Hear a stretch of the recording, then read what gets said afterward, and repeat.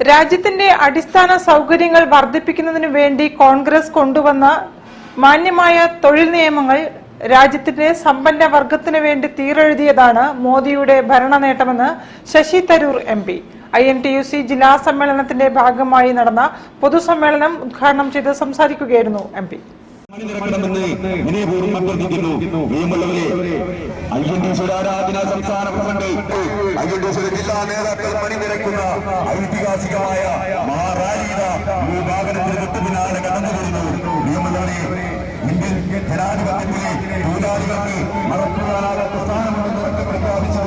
സമ്മേളനത്തിന് മുന്നോടിയായി സ്റ്റേഡിയം പരിസരത്തു നിന്നും പ്രകടനവും നടത്തി.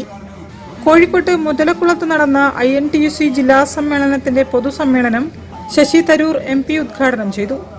കോൺഗ്രസ് കൊണ്ടുവന്ന തൊഴിൽ നിയമങ്ങൾ സമ്പന്നർക്കായി മോദി തീരെഴുതിയെന്ന് അദ്ദേഹം പറഞ്ഞു.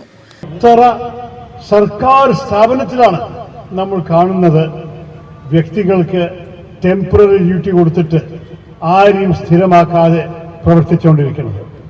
എത്ര സ്ഥലത്തിലാണ് ഇപ്പോൾ ജോലി കൊടുക്കുന്ന പകരം കോൺട്രാക്ടർമാർക്ക് ഒരു കോൺട്രാക്ട് കൊടുക്കുന്നത്.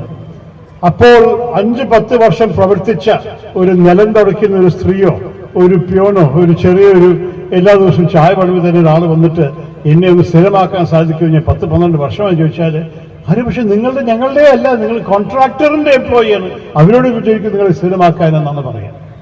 ഇതൊക്കെ അന്യായങ്ങൾ നമുക്ക് ഈ പുതിയ കാലത്തിൽ വന്ന ബുദ്ധിമുട്ടുകളാണ്.